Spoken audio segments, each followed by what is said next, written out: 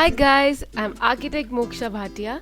I make architecture and urbanism content for you on Urbanism Spinning. Firstly, happy Father's Day to all the fathers. And on this special occasion, I'm starting my architecture podcast. My very first episode of the architecture podcast is with my father, architect Varun Bhatia, who has been practicing since 1988. He is the man behind all the inspiration.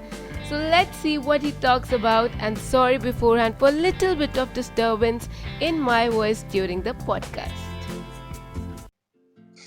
Welcome to Urbanism Spinning. Thank you. So this is my first podcast and it is with you. I'm very happy about that. Congratulations. Thank you. I wish you do more and more podcasts. Thank you. So we are starting our architecture podcast and it is very nice that I'm starting with you because you are my father and I got inspiration from you. So, but where did you get your inspiration to become architect? Obviously, I got inspiration from my father too. He was an architect, and when I was growing up, so I could see him talking to contractors, to clients about buildings.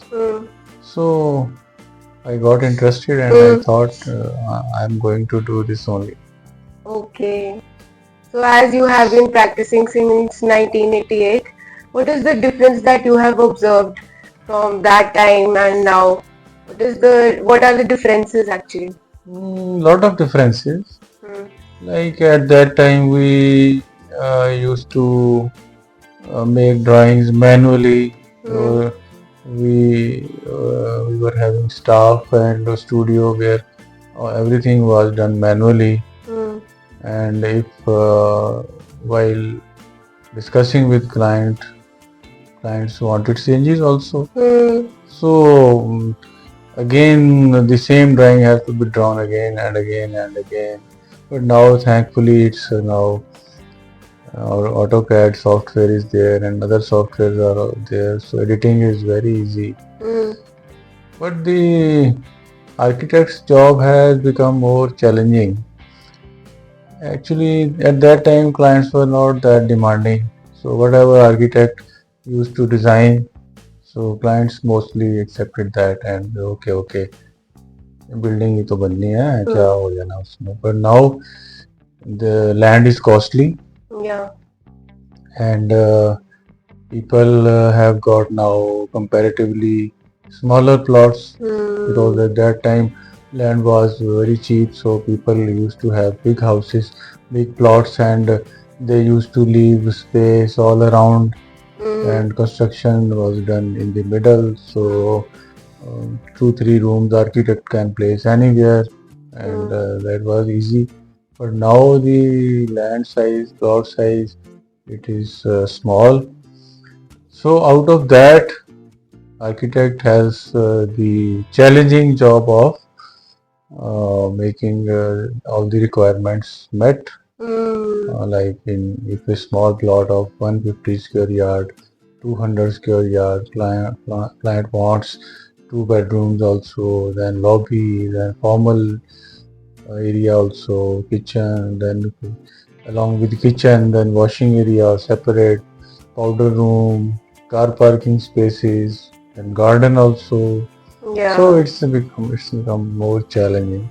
It is also tedious now because now we have, it was tedious back then, I guess, because changes were made again and again. That One was, line.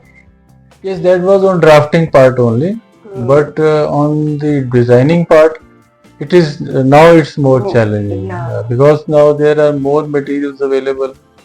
At that time, fewer materials were there, so architect didn't have to think so much about using of materials. Now, newer materials like ACP, aluminum composite panels, then you can see UPVC windows and many things like that, HPL, high pressure laminates. These things are there, so clients want that they should get best and modern contemporary things. So architect has to apply lot of you see brain and As you said that it is now becoming more challenging for the architects. The profession is becoming more challenging. So what advice would you like to give to young architects who are just fresher? freshers, young architects should try to get a lot of knowledge of newer materials. Then they should also have feel responsibility towards society. Like they should not blindly use the materials. They should plan considering the orientation of the building so that in summers the building remains cool. In winters they get sun. So like that, all these things they will have to interact with the senior architects. Then they should go to the a lot of information is available online. So Yeah, they but can. what information is correct, what is wrong, that is.